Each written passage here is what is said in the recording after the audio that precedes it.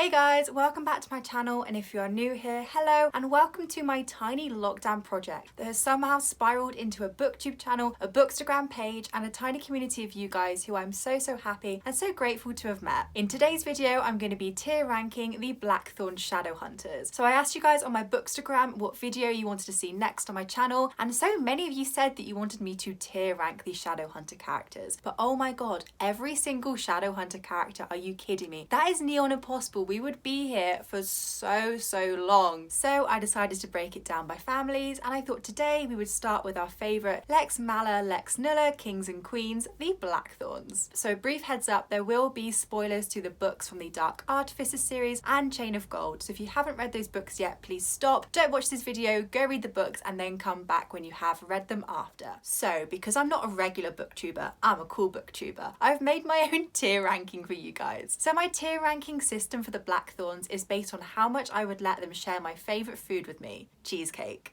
At the very top we have, I wouldn't share my cheesecake because I would let them eat me instead. Get your head out of the gutter, that is not what I mean. I mean that this is the top tier, the best Blackthorns and the ones that I hold in the highest regard. Going down a tier to I would let them eat the whole cheesecake. This is obviously still very high ranking, although we have moved back to cheesecake instead of my own human skin. Next tier we have, I would offer them a slice. These are like very mid-tier Blackthorns. I still like them, but not as much as I love the ones in the two tiers before them.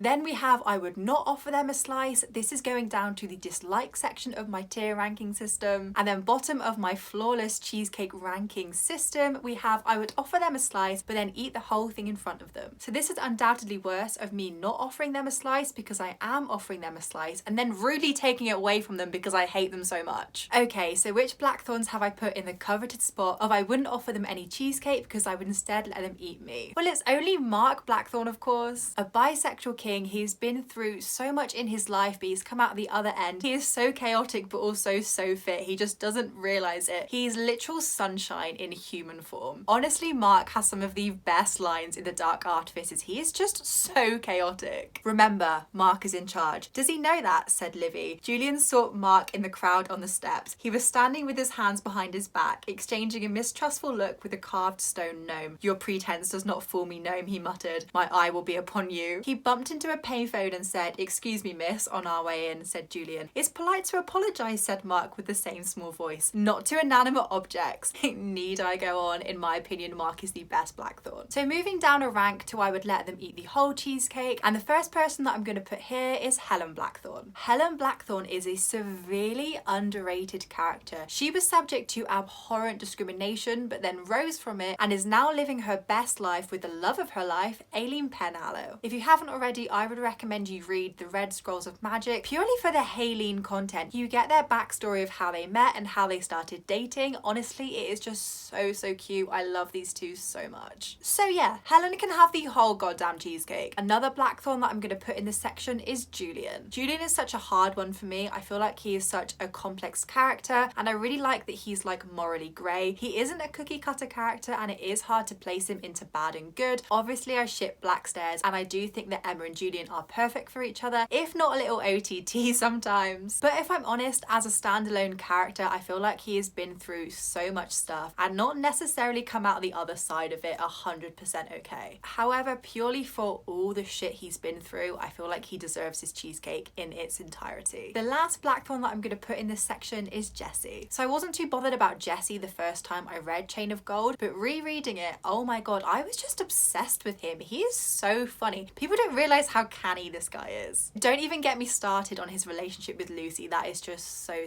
cute. Also in the first few chapters of Chain of Iron when he is just like shamelessly flirting with Lucy, oh, it just warmed my heart so much. Again, an incredibly underrated character in my opinion, and of course he can have this whole cheesecake. Go Jesse. Moving down a ranking to I would offer them a slice, and the first Blackthorn I'm going to put in this category is Ty. I really like Ty and I ship Kitty so much. much, but I think I was too preoccupied with shipping Blackstairs and Kiark Tina to really focus on his character as such. I am excited to read more about Ty in The Wicked Powers whenever the hell that's gonna come out, and I did really enjoy his short story in Ghosts of the Shadow Market, but I just don't have that connection to him like I had to Helen and Mark in The Dark Artifices. Next up we have Grace Blackthorne, and I don't actually hate Grace. I feel like the whole fandom hates Grace so much. If anything, I'm more intrigued by her. Yeah, what she did to James was kind of a dick move, but she's actually quite cool, and I'm convinced that she's pretending not to be Shadowhunter trained. I'm super psyched to find out more about Grace in Chain of Iron and what the hell that Shadowhunter family tree means when it says that she ends up with Christopher Lightwood. Next up we have Arthur Blackthorne, aka Uncle Arthur. Arthur, my poor child. Not only was he tortured when his brother was living up and shagging Nerissa in Fairy, but then he was locked in the attic by his own family members. After all this guy's been through, Arthur deserves a slice of cheesecake, especially after taking in Emma after the Dark War so she wouldn't get sent to the academy, sacrificing himself to Malcolm so that his family wouldn't get hurt, and even pleading for the loyalty and integrity of Helen and Mark when they were getting so much shit for being half Fae. Arthur, please take this slice of cheesecake. The last Blackthorne that I'm going to put in this category is Drew. I know Drew was kind of a background character in The Dark Artifices, but I am so excited for her main character arc in The Wicked Powers. We stan a body positive queen. Although I do not ship her with Jaime, that was so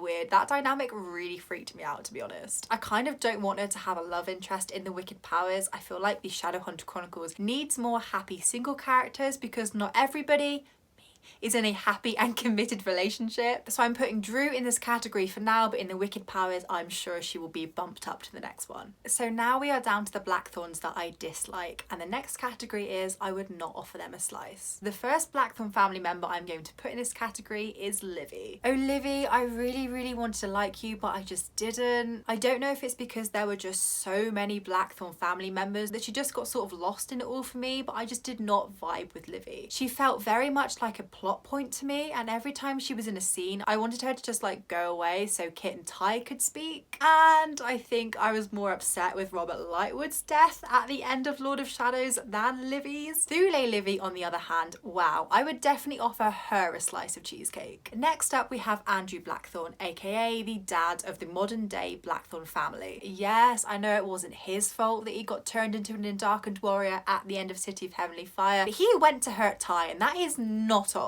The only reason he's not at the bottom of this ranking is because he and Eleanor took in Mark and Helen when they were dropped off at the Institute doorsteps and they raised them as shadow hunters. He did also name his other children after Greek characters, and I feel like that's kind of iconic, so yeah, bonus points for that, Andrew. So I'm gonna actually go ahead and put two more Blackthorn members in this category, and the one I'm gonna put in next is Tatiana. Oh, Tatiana, she really hasn't had it easy, has she? Widowed at 16 and then convinced that her brothers went against her, and she basically just lost the plot. I feel so bad for her, but also blaming Gideon and Gabriel when it was not their fault. Keeping Grace away from their uncles and also making a bargain with the Prince of Hell. Nope, Tatiana will not be having any of the cheesecake. So the last person I'm going to put in this category is actually Tavi, and I feel like I'm going to get a lot of hate for this, but oh my god, Tavi is so annoying. I know that he's literally a 7-year-old child, but every time he was in a scene I was like, oh my god, get out. But I swear he was just like always in the way of the plot, and whenever the TDA gang was so close to understanding something and someone was like, oh, we have to put Tavi to bed, and I was like, well, if Tavi didn't exist